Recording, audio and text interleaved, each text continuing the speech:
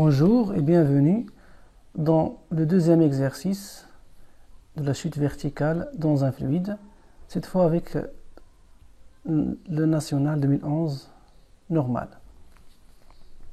Donc vous avez des données, la masse volumique de la bille, la masse volumique du liquide visqueux, le volume de la bille et l'accélération de la pesanteur. À l'instant t est égal à 0, on libère la bille d'un point O confondu avec son centre d'inertie G. Le point O se trouve à une hauteur h de la surface libre du liquide visqueux qui se trouve dans un tube transparent vertical. La courbe de la figure 2 représente l'évolution de la vitesse v du centre d'inertie G de la bille au cours de sa chute dans l'air et dans le liquide visqueux. La première partie, c'est l'étude du mouvement de la bille dans l'air. On modélise l'action de l'air sur la bille au cours de sa chute par une force verticale R d'intensité R constante. On néglige le rayon de la bille devant la hauteur h. Le centre d'inertie de la bille atteint la surface libre de liquide visqueux à un instant t1 avec une vitesse v1. En appliquant la deuxième loi de Newton, exprimez R en fonction de volume ρ1, G, V1 et T1. Donc on va commencer par l'application de la deuxième loi de Newton, sachant que les deux forces agissant sur la bille, c'est le poids et la force R. Donc le poids et l'action de l'air R. L'axe des X étant orienté vers le bas. Donc selon la deuxième loi de Newton, P plus R est égal à M fois A. Projection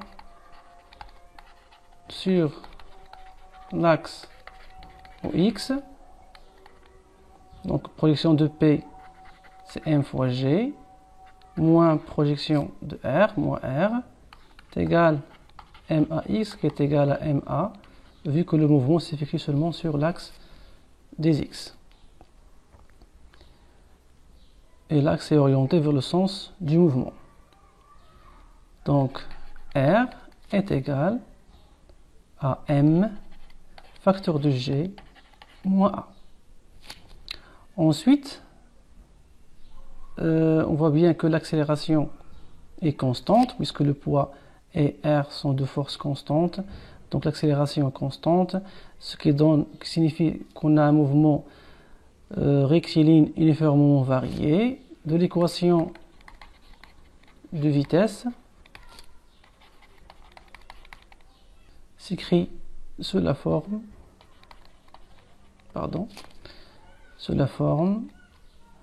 V égale à T plus V0, avec V0 égale à 0 selon la courbe, ce qui laisse la vitesse égale à A fois T.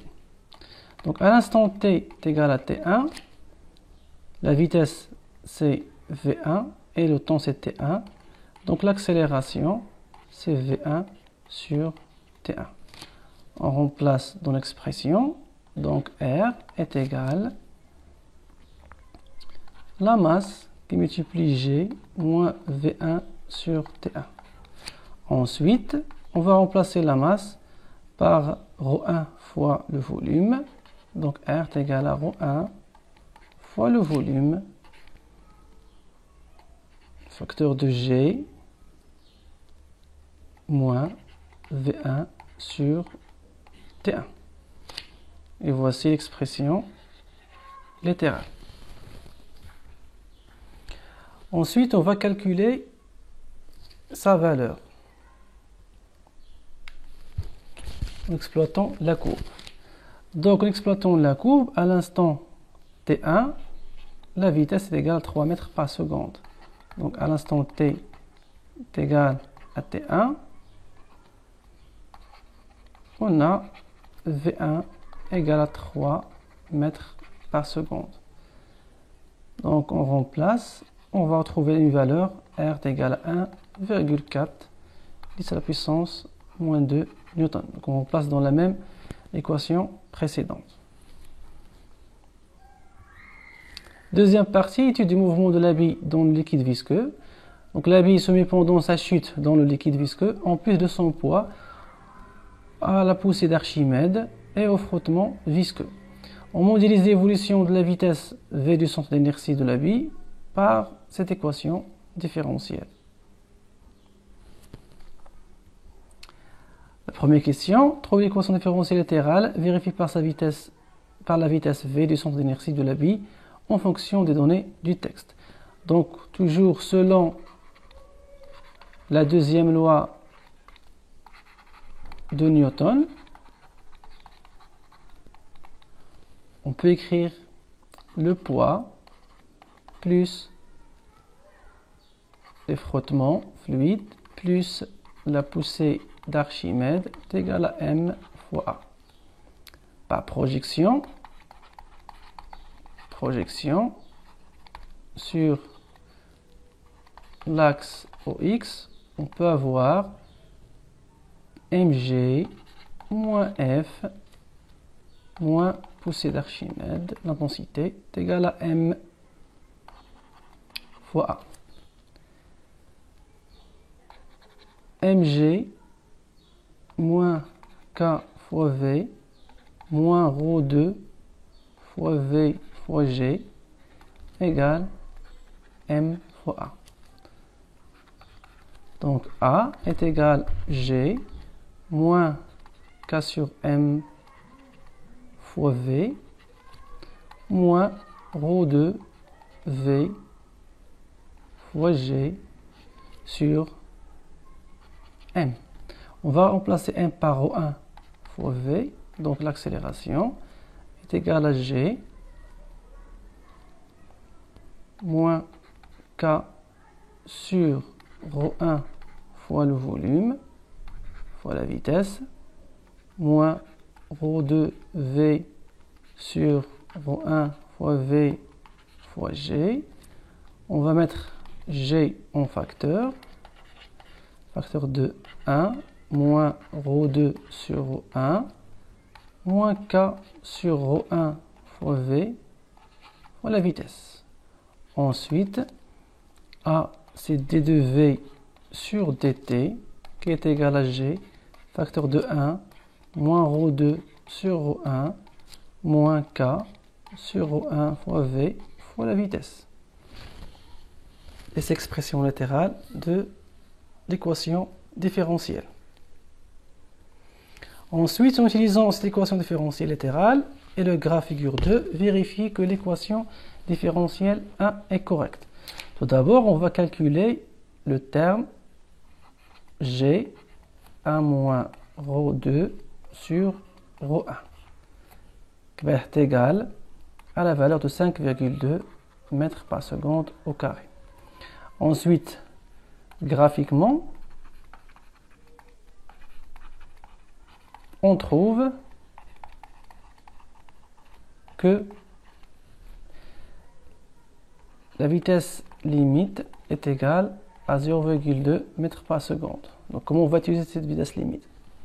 Donc, on va reprendre l'équation différentielle lorsque V égale à V limite.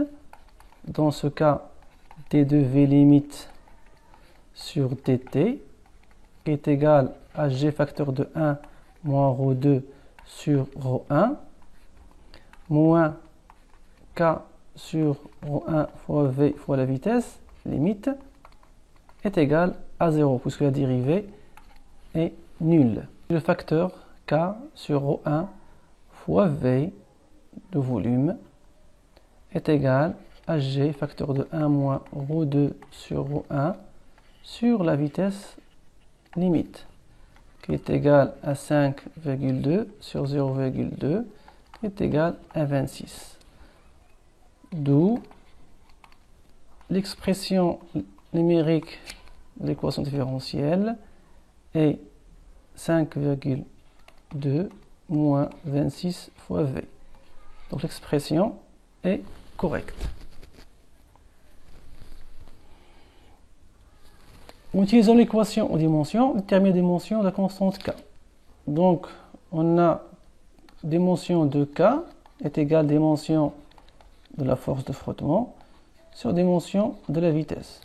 Dimension d'une force, c'est la dimension de la masse qui multiplie dimension de l'accélération sur dimension de la vitesse, qui est égale dimension de la masse fois l'accélération, c'est dimension, c'est longueur fois temps moins 2.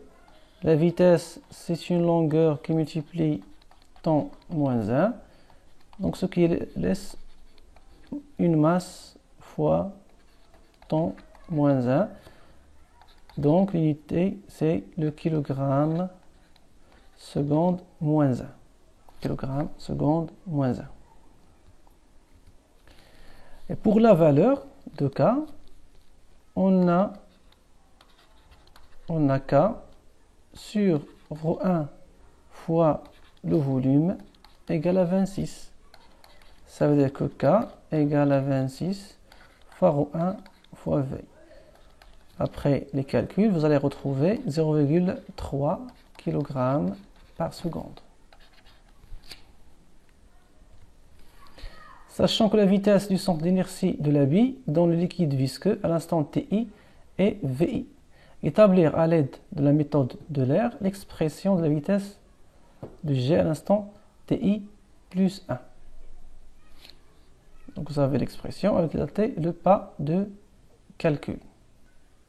Donc on a, d'après l'équation différentielle, AI égale 5,2 moins 26 VI. Et selon l'approximation de l'air, VI plus 1 est égal à I delta T plus VI. Donc, VI plus 1 est égal à 5,2 moins 26 VI fois delta T plus VI, qui est égal à 5,2 fois delta T moins 26 VI fois delta T plus VI. On va mettre VI en facteur, donc facteur de 1 moins 26 delta T, VI plus 5,2 delta T. Donc c'est VI plus 1. Pour application numérique, VI plus 1 est égal à 1 moins 26 fois 5 10 moins 3 fois 2,38 plus 5,2 qui multiplie 5 10 moins 3. Donc VI plus 1 est égal à peu près à 2,09 mètres par seconde. Et merci pour votre attention.